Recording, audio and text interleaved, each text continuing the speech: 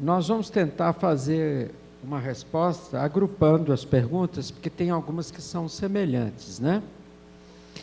Mas cada uma é uma tese. Então, às vezes, muitas pessoas não serão correspondidas com a minha resposta. E eu não tenho condição também de responder a todas por minha própria limitação, né? De conhecimento e tudo. Pois bem, o primeiro aqui fala muito dessa dificuldade da articulação das políticas públicas para que possa, de fato, atender necessidades das pessoas. A Secretaria de Estado de Educação, inclusive, através das superintendências educacionais, ela trabalhou muito com os municípios para a realização dos seminários Incluir, né? Eu participei de alguns, onde tentava-se justamente chamar todos os atores da sociedade para construir a rede de apoio, que eu acho que foi uma estratégia extremamente positiva, sábia, e é isso mesmo, é entender que a escola sozinha não dá conta de algumas outras coisas que são fundamentais de se envolver as políticas públicas. Vai até do transporte, né?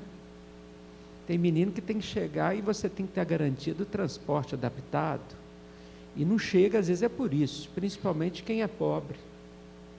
A família não tem condição de levar, porque ela sai para trabalhar cedo, às vezes saiu antes do menino ir para a escola. Então você tem que ter garantias básicas. Isso é um desafio. Eu fui convidado para ir em algum desses debates. Você acredita que as outras secretarias municipais convidadas a comparecer não iam? Ou quando iam alguém na mesa de abertura e desaparecia depois. Então, aquilo que é, às vezes, para ser um momento de discussão, para a gente ver a corresponsabilidade nossa, para entender a necessidade do cidadão, ela não acontece.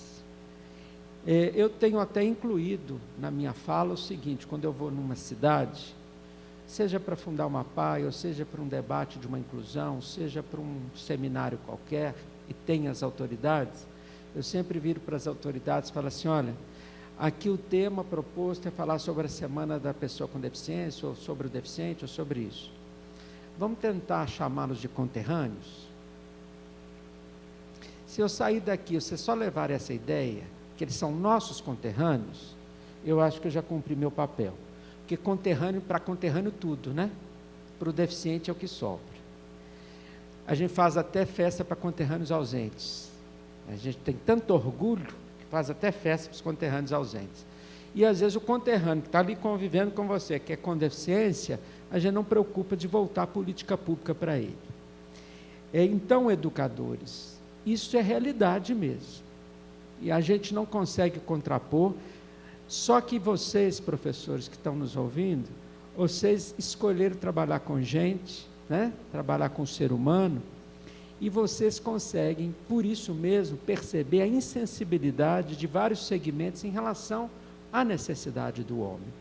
É o nosso papel enquanto educador também está insistentemente provocando a corresponsabilização. Agora, tem uma coisa importante: Ministério Público a nosso favor na hora certa. Nós não podemos ter medo disso. Faltou remédio, faltou a cadeira. Às vezes uma mãe, eu escuto numa plateia, vejo na plateia algumas mães, e às vezes a gente está falando das possibilidades dos filhos, de desenvolver, que ele pode, papapá. Aí uma mãe levanta: meu filho tem crise convulsiva incontrolável, eu não consigo os medicamentos que ele precisa para ter controle. Não tem professor milagroso que vai dar conta de educar esse menino. Não tem. Cada crise convulsiva é uma perda, é morte neurológica, é um caminho que tinha para os estímulos chegarem que deixa de existir. Então, educadores também não se contentam em provocar a responsabilidade do outro. Às vezes vocês são os grandes mediadores disso. Nesse contexto histórico, o educador às vezes precisa ser o grande mediador da sociedade para que esses direitos sejam garantidos. Mas não tem sentido, no século XXI, com o avanço da ciência, o menino ter crises convulsivas por falta de medicamento. Não pode. Isso é retornar para a história. Então, a gente tem que exigir que isso aconteça, e às vezes sozinho eu não dou conta, e o Ministério Público tem que estar a nosso favor. Então, eu acho que se o menino chegou lá, isso tem que acontecer. Eu sempre falo que, tanto o Estatuto da Criança e do Adolescente, como na Constituição Brasileira, a criança é prioridade zero. Prioridade zero, no meu entendimento, seria, por exemplo, chegou uma criança na escola, está febril, está tendo problema, a diretora devia ter um canal direto com o posto de saúde para priorizar a consulta daquele menino. Isso é prioridade zero. E não tem. Não tem o canal, tem que entrar na mesma fila do outro. E às vezes aquela é uma família carente, pobre, tem famílias desestruturadas, que às vezes a própria escola, se não der conta daquilo, as coisas vão acontecendo, né? Então, acho que a gente precisa provocar isso e, às vezes, ter como aliado o Ministério Público. Aqui fala muito, né, desse processo assim, de dificuldade dos alunos, que tem uns que estão na 5ª série, mas que não venceram os conceitos, que ele não consegue, não é alfabetizado, mas já está na 5ª série. Isso reforça o que eu falei. É o sistema baseado na escolaridade que não atende à necessidade. Eu não quero para deficientes intelectuais escolaridade, não, gente. Francamente, eu já cheguei a essa conclusão.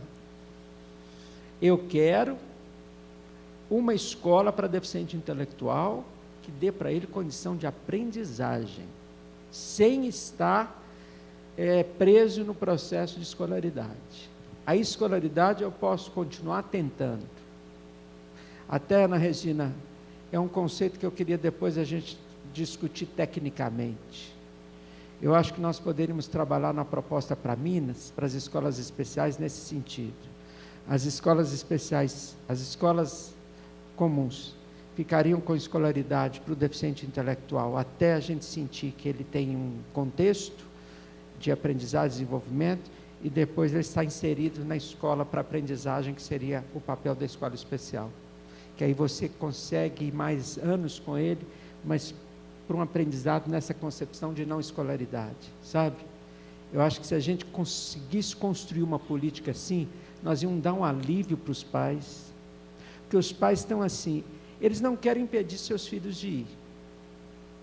Alguns vão sofridos, percebe que o filho não passa daquele nível de evolução, e que depois ele não vê perspectiva. E o filho volta para casa sem nenhum ganho social de desenvolvimento. E não tem perspectiva. Então, acho que a gente tem que dar esse caminho para a família, né, Beatriz? Olha, vamos lá, a escolaridade não dá para a gente de antemão entender até que nível ele consegue estar. O sistema vai fazer tudo para que ele esteja no maior nível possível, mas não iludi-lo com uma terminalidade aparente, sem ganhos sociais, sem ganhos de habilidades reais para esse indivíduo. Quando eu falo isso para os pais, eles ficam aliviados. Não pode voltar, que aqui vai ter escola para aprendizado dele, que não tem idade, ele vai continuar desenvolvendo suas habilidades, vamos trabalhar nesse sentido. Então, eu acho que isso é uma coisa que o sistema ainda não aprofundou nessa discussão. E eu vim de Salamanca, falei assim, gente, se na Europa, se no Canadá, isso que nós vimos aqui é assim, nós temos a condição de não ficar persistindo numa coisa que dificilmente nós vamos dar a resposta que a família e a pessoa com deficiência deseja.